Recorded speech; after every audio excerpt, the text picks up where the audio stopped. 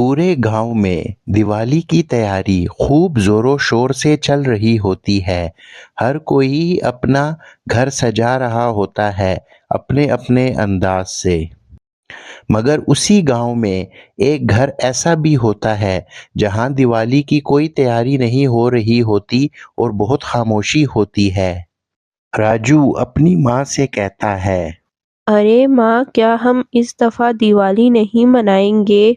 बेटा राजू, तू तो जानता है कि आजकल मेरे पास कोई काम भी नहीं है। मालकिन ने दिवाली की छुट्टियां दी हैं और मुझे कोई पैसे भी नहीं दिए।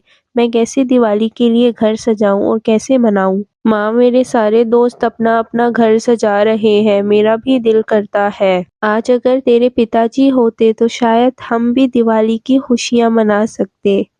दीपा एक विधवा होती है। उसकी पति का देहांत हो चुका होता है। तब से अब तक दीपा अपनी जिंदगी बहुत मुश्किल से गुजार रही होती है। अगले दिन मोहल्ले के कुछ बच्चे राजू के पास खड़े होते हैं और उनके हाथ में दिवाली के पटाखे होते हैं। अरे चिंटू, मुझे भी दिखाना ये पटाखे, ये कैसे बजते हैं, मैंने भी बजाने हैं। अरे ये पटाखे मेरे पिताजी बहुत ज्यादा महंगे लेकर आए हैं, मैं तुझे नहीं दूंगा, तू खराब कर देगा। राजू ये बात सुनकर बहुत परेशान हो जाता है और दीपा दूर खड़े होकर ये दृश्य देख रही होती है। दीपा का मन भी ये सब कुछ देखकर काफी उदास हो जाता है। दोपहर के समय राजू की माँ उसे कहती है, राजू बेटा, खाना खा ले, तूने सुबह से कुछ भी नहीं खाया है। नहीं माँ, मुझे खाना नहीं खाना, मेरा दिल नहीं चाह रहा। बेटा तू क्यों उदास है, तूने खाना क्यों नहीं खाना? माँ, सब दिवाली की तैयारियों में लगे हैं और हमारे पास ना तो पैसे हैं ना दिवाली के लिए घर सजाने का कोई सामान है। हम कैसे दिवाली मनाएंगे? बेटा तू चिंता नहीं कर, हम जरूर ये दिवाली मनाएंगे। ये सुनकर राजू बहुत खुश हो जाता है, लेकिन दीपा और भी परेशान हो जाती है क्योंकि उसने राजू से तो कह दिया होता है लेकिन उसके पास कोई उपाय नहीं होता। शाम में दीपा अपने घर से बाहर निकलती है और सामने से एक पड़ोसन आ रही होती है। अरे दीपा, हम सबने तो अपना घर सजा लिया है, तुम लोग अपना घर कब सजाओगे? दिवाली में तो बस कुछ ही दिन रह गए हैं, जल्दी ही सजा लेंगे हम लोग भी अपना घर। पर तुमने अभी तक अपना घर क्यों नहीं सजाया है? अरे बस समय नहीं मिला इसीलिए। ये कहकर दीपा वहां से चली जाती है।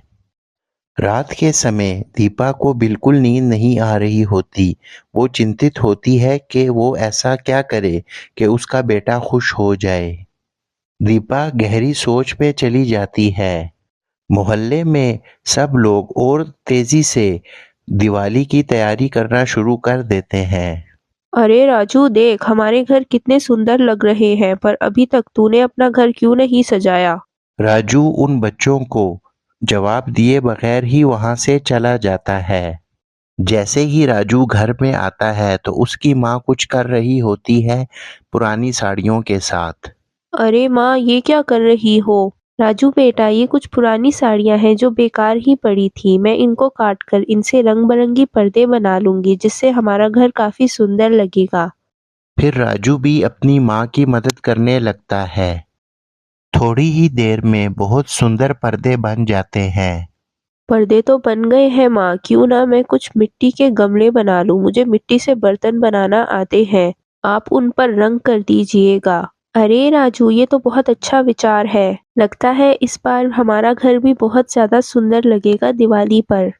और फिर राजू मिट्टी से गमले बनाने लग जाता है और उसकी माँ रंग बिरंगे रंगों से उन पे फूल बनाने लग जाती है। कुछ ही देर में राजू और उसकी माँ की मेहनत से रंग बिरंगे गमले बनने लग जाते हैं। उसके बाद दीपा अपने घर में रंग बिरंगे कपड़े लटका देती है जिससे उनका घर काफी सुंदर लगना लग जाता है। फिर राजू अपनी माँ से कहता है, अरे माँ, एक दिक्कत है। हमने इतना सब तो कर लिया पर फूल नहीं बनाए हैं। फूलों के बिना तो घर सुंदर नहीं लगेगा ना। अरे बेटा चिंता ना कर, मैं तुझे कागज़ के फूल बनाकर दूँगी और वो हम घर के बाहर भी लगाएँगे और घर के अंदर भी लगाएँगे। दीपा कागज के फूल बनाने लग जाती है और बहुत सुंदर फूल बनाने लगती है। शाम में राजू घर के बाहर गमले रख देता है। इतने में वहां पर मोहल्ले के और बच्चे भी आ जाते हैं। अरे राजू, ये गमले कितने सुंदर हैं, ये तू कहाँ से लेकर आया है? ये गमले मैंने और मेरी माँ ने मिलकर बनाए हैं। क्या तू हमें इसमें से कुछ गमले देगा पैसों के? मैं अपनी माँ से पूछकर तुम लोगों को बताऊंगा। राजू अपनी माँ दीपा को सारी बात बताता है।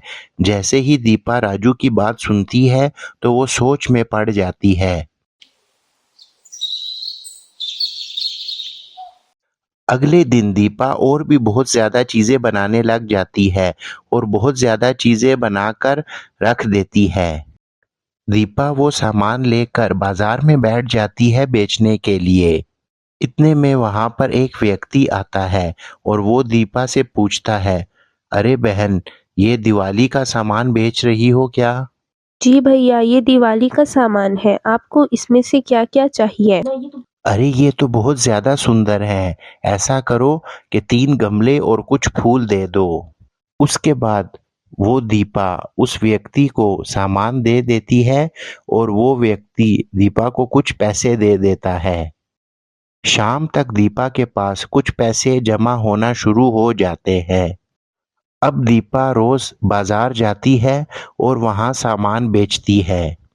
अब दीपा पर काफी भीड़ लग जाती है। यूं देखते ही देखते दीपा के पास अब काफी पैसे जमा होना शुरू हो जाते हैं।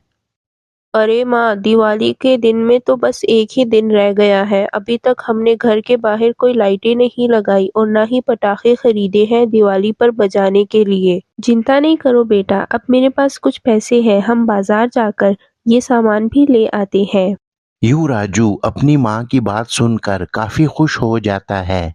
अगले दिन राजू और दीपा अपने घर के बाहर सुंदर सुंदर लाइटें लगाना शुरू कर देते हैं और उनका घर काफी सुंदर लग रहा होता है।